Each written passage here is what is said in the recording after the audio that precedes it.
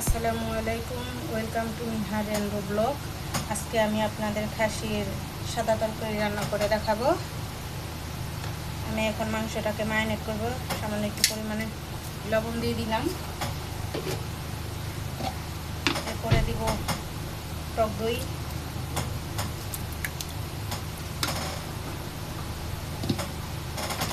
দিয়ে মাংসটাকে ভালো করে মেখে নেব, যাতে মাংসের যে একটা খাসির যে একটা খাসিটা গন্ধ আছে, এই গন্ধটা থাকবে না, গন্ধটা চলে যাবে।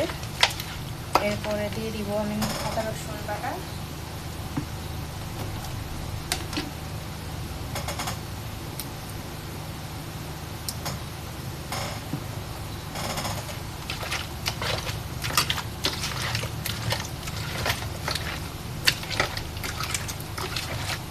তারপরে দিয়ে দিব একটু গরম মশলা বাটা,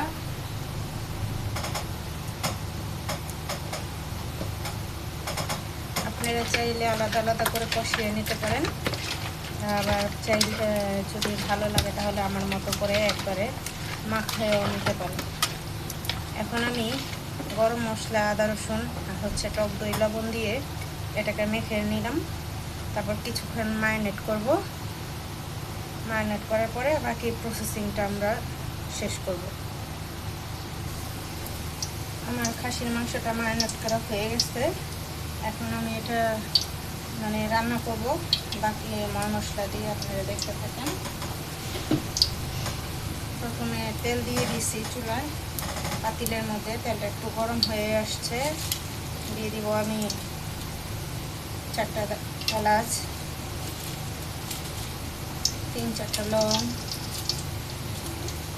তেজপাতা, দারচিনি।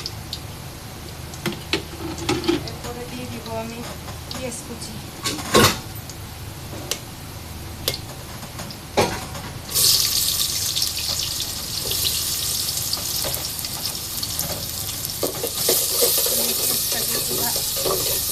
ভেজে বাদামি রং করে নেব। আমার পেঁয়াজটা ভাজা হয়ে আসছে। এখন কতগুলো কাঁচামরিচ ফালিয়ে দিয়ে দিব, কাঁচামরিচ দিয়ে দিলাম।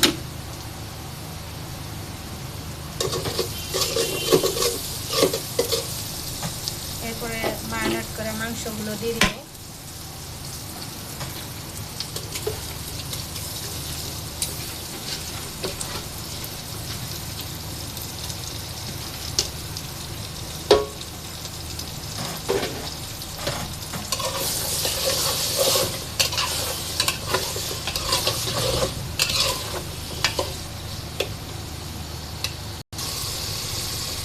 আমার খাসির মাংসের সাদা তরকারি হয়ে গেছে।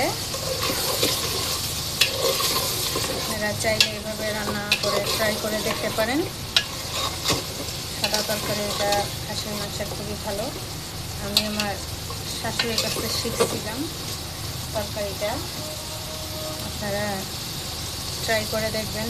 যদি আমার ভিডিওটা ভালো লাগে তাহলে আমার ভিডিওগুলো ফলো দিবেন, সাবস্ক্রাইব করবেন এবং বেল আইকনটা টিপে দেবেন। দেশ এবং দেশের বাইরে যারা আছেন তাদের প্রতি আমার ভালোবাসা রইল। আর আমাকে উৎসাহ দেওয়ার জন্য আমার ভিডিওটা অবশ্যই সাবস্ক্রাইব করবেন, আমার পাশে থাকবেন। ধন্যবাদ। আসসালামু আলাইকুম।